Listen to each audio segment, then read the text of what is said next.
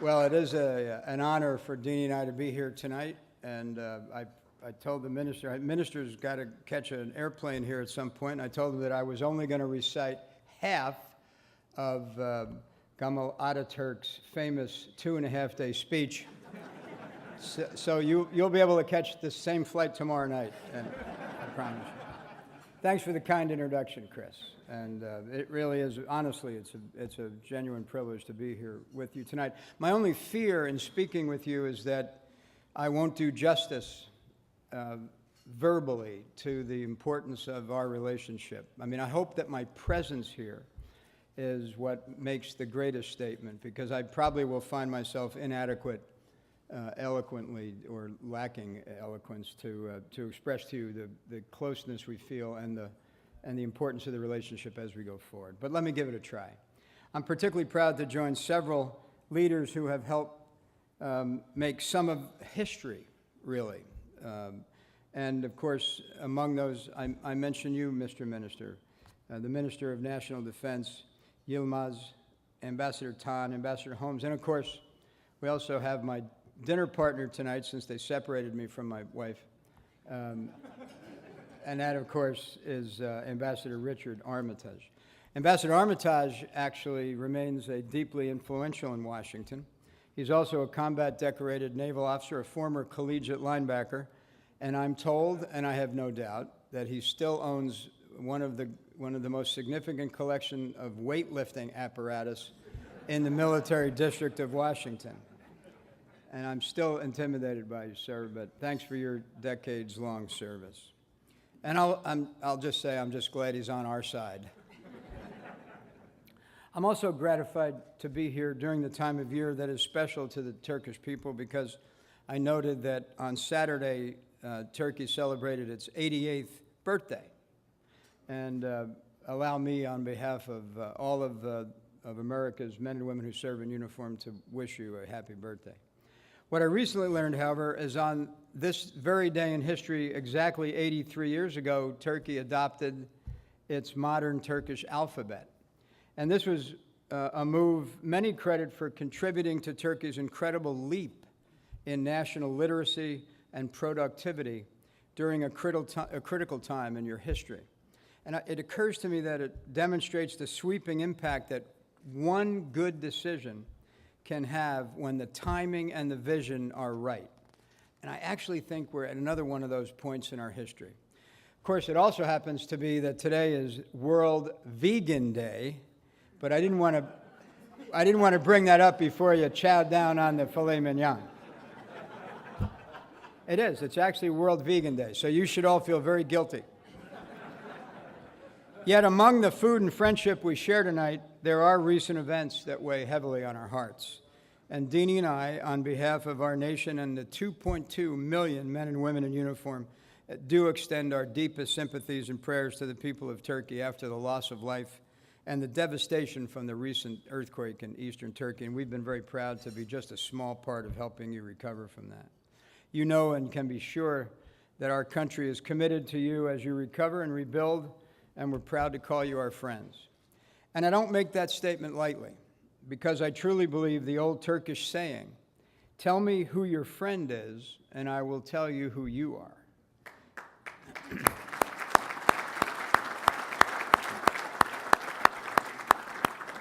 Turkey has indeed been a strong friend and an important partner and a leader the world will increasingly rely upon. From the Cold War to the first Gulf War, from our current conflicts to the new missile defense radar that NATO will deploy in the Republic of Turkey, Turkey's security contributions have been absolutely critical. Today, more than 1,800 Turkish troops serve in Afghanistan, with this proud nation also having held command of ISAF twice in this decade. Turkey has also positively engaged Iraq, working with Iraqi leaders to reinforce that nation's emerging democracy and helping it rebuild. Sadly, both of our nations have also lived through the searing experience of terrorist attacks on our own soil and abroad. Tonight, we also remember the families of the 24 members of the Turkish military killed in the attack perpetrated by the PKK just 2 weeks ago. We also remember the 17 souls lost in this weekend's insurgent attack in Kabul in Afghanistan on a NATO convoy. Rest assured, the United States stands with Turkey in this struggle, and we will continue to provide counterterrorism support and help crack down on the PKK's criminal activities across Europe. But even during these difficulties and challenging times, Turkey's incredible promise and progress shine through. Now more than ever, our world needs Turkey's shining example and responsible leadership. New governments in nations like Tunisia, Egypt, and Libya are emerging against the backdrop of this Arab transition. The people of each nation will, of course, choose their own way, but they need positive role models. As a vibrant democracy with a Muslim population, Turkey matters much more than most. For Turkey is a nation that not only inspires and connects continents, but one that can build new bridges to these emerging nation states in ways that others of us simply cannot. As our two nations face our future together, I think our partnership, and of course President Obama termed it a model partnership, can become even more comprehensive. At least I hope so. In fact, we can already see how wide and deep this partnership can be. More than 12,000 Turkish students study each year in the United States, more than any other European country. The United States and Turkey also conducted nearly $15 billion in trade with each other last year, an almost 40% increase from the year before, and the most ever shared in our history. And the Turkish people, like Americans, love their technology. The minister and I were chatting about social media a while ago and reveling in the fact that if it existed 30 years ago, neither of us would be where we are today.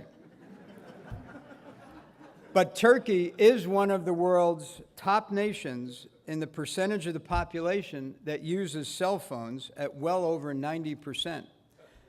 And as someone who personally enjoys Facebook, I was also delighted to learn that Turkey is the #1 user of Facebook of all non-English speaking countries on the planet. That's really good news for me. I only have 7,000 Facebook friends, but I could use a few more. When you consider Turkey's remarkable rise over the past 88 years and its ability to span both continents and multiple cultures, I believe its next century holds even more promise than the past one. And I believe our collective future will be even better if we work together. Now look, as our partnership grows, we also know that we may have our occasional differences, and that's okay. In fact, in some ways, it's actually quite healthy for sovereign nations to disagree from time to time. But I'm confident that we can focus on the common ground we share and an even deeper partnership in the future, without letting the few issues that we differ on pull us apart. That's how true friendships work. That's also why we must stay engaged, keep communicating, and why nights like this, far beyond the good food and the great company, are so very important. Because our already strong relationship grows in breadth and depth, we have to move past the world of labels. We need to move beyond the old paradigms of East and West, Christian or Muslim, New World or Old World, and onto building a bold and bright and new future together. Thank you all for coming tonight, because it is very important. I told the minister, Deanie and I just had our 6th grandchild. There's 2 things I want you to know about me tonight. Number 1, today, I am 1 year cancer-free. I had cancer last year and fought through it.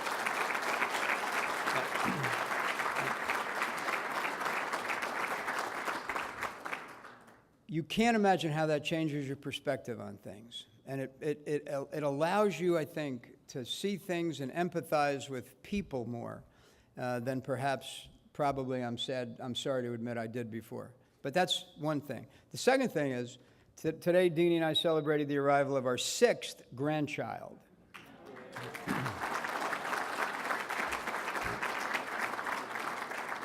And what I told the minister tonight was, that's why I'm still in the service of my country. Because it's important to me that my grandchildren have the same opportunities that I've had. And the ministers told me exactly the same thing. Now, if that's not the basis on which we can move forward, I just don't know what is. God bless all of you. God bless Turkey, and God bless America.